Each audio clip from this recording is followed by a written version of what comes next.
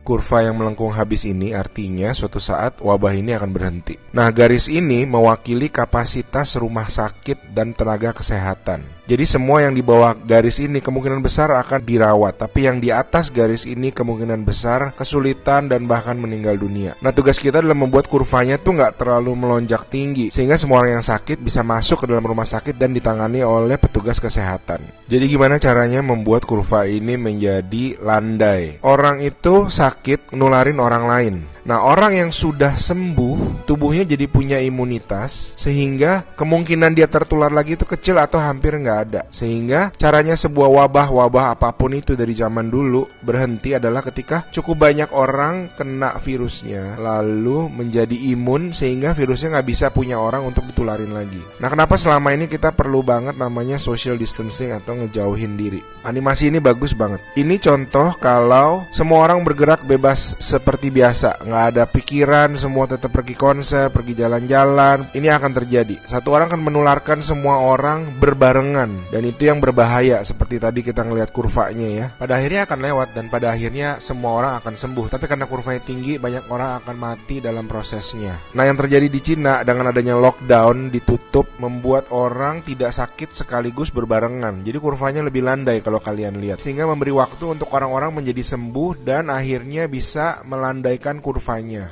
Nah, sekarang kita lihat kalau kita lakukan namanya social distancing, yaitu kalau nggak harus banget, nggak usah pergi keluar. Kalau nggak penting-penting banget, nggak usah ketemu temen, nggak usah ada social function, semuanya ditunda dulu. Kita lihat apa yang terjadi. Nah, bahkan ini ada simulasi satu lagi. Kalau social distancingnya itu bener-beneran ekstrim, orang nggak boleh keluar, ada jam malam dan sebagainya.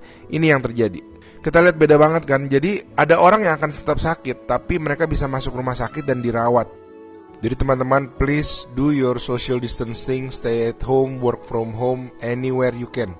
Ada orang-orang yang nggak bisa, saya mengerti, tapi sebisa mungkin lakukanlah semuanya itu. A good way of doing it is to imagine that you do have the virus, yeah, and change your behavior so that you're not transmitting it.